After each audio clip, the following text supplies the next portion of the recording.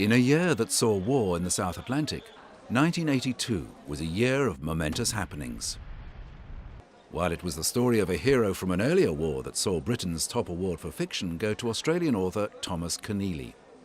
The Booker Prize was awarded to Keneally for Schindler's Ark, which was about a German industrialist who saved thousands of Jews from the Nazis during World War II. The book was based on interviews with the survivors and was said to be 9/10 fact. Keneally received the award at a ceremony in London, but apart from the prize money, he was assured that the book would be a bestseller. It's the story about an extraordinary, picturesque German who ran a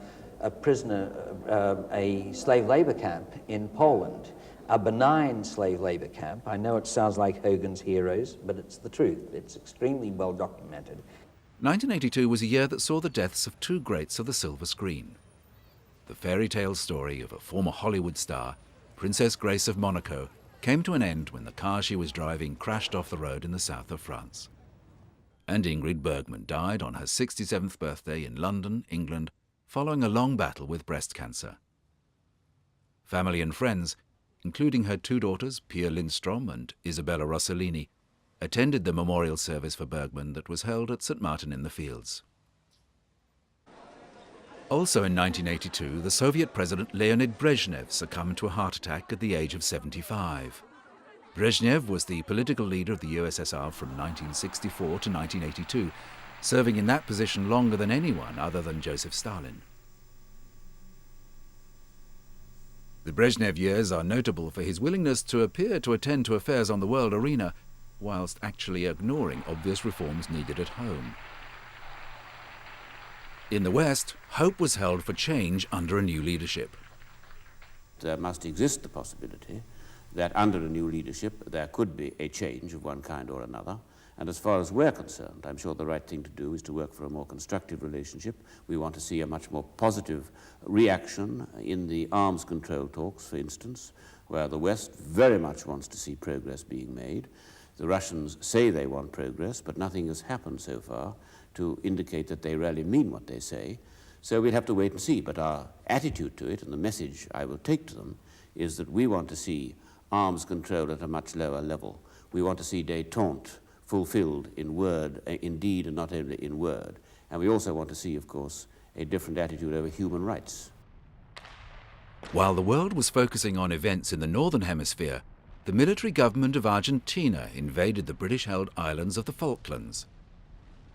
And the world watched in horror as war came to the South Atlantic. While war was not actually declared by either side, the initial invasion was considered by Argentina as the reoccupation of its own territory, and by Britain as an invasion of a British overseas territory. The British government announced a successful major landing on the Falkland Islands on May the 21st, 7 weeks after the Argentine capture of the disputed territories. During the night, several landings and raids were made by our forces in different parts of the Falkland Islands. Some of these forces have remained ashore.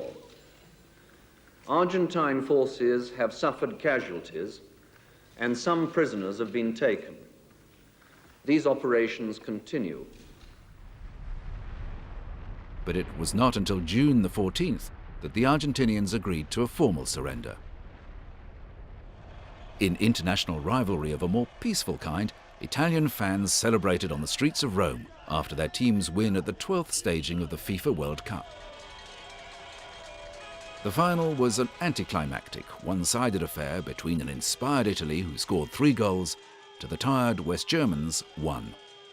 Nevertheless, the Italian fans were happy that their team was bringing home their first World Cup in 40 years, with celebrations continuing well into the night. 1982, a year that saw nations at war and a change of leadership in the USSR, was truly a year of momentous happenings.